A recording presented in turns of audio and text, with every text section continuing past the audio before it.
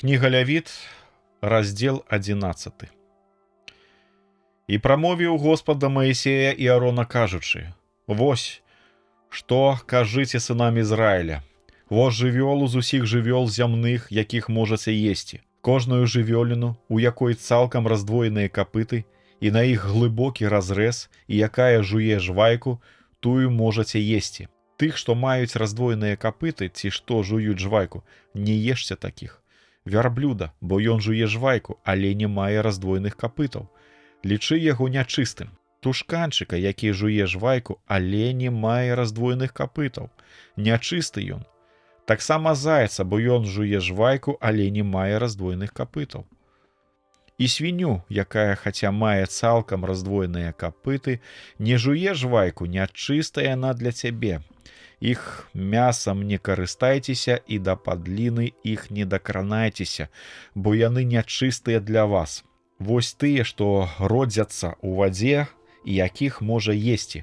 Кожнага з тых, што маюць плаўнікі і луску, ці ён з мора, ці з ракі, ці з ручья, есці можаце.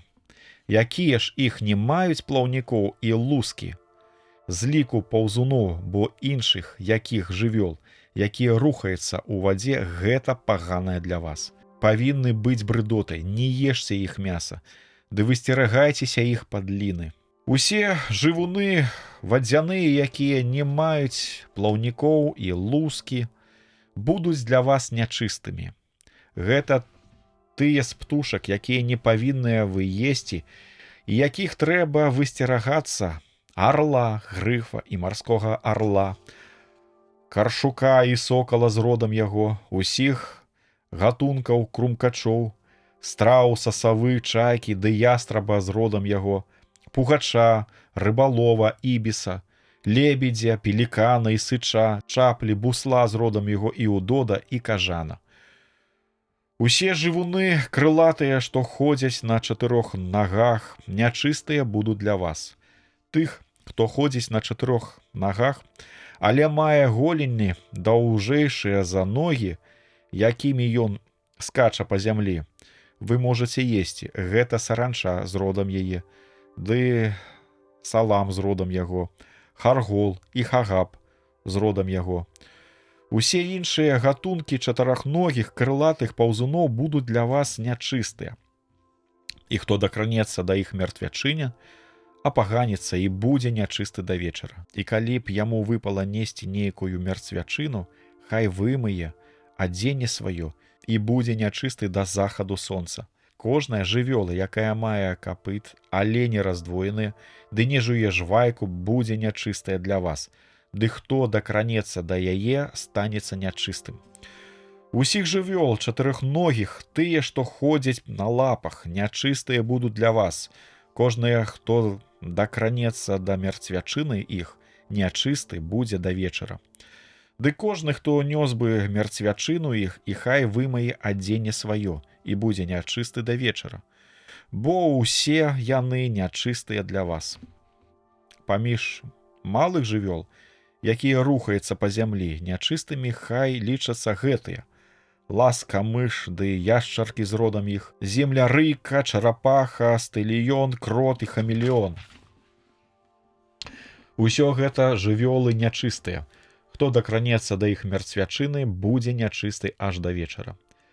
Калі з гэтай мертвячыны упадзе што колечы, ці то на посуд драўляны, ці на адзенне, ці на скуру, ці на мяшок, то усякая рэч, которую карыстаецца, будзе нячыстай. Трэба намачыць іх у вадзе, і будуць яны нячыстыя аж да вечара, а потым будуць чыстыя. А посуд гліняны, у які штосьці з гэтага ўпала, будзе нячысты, і яго трэба разбіць.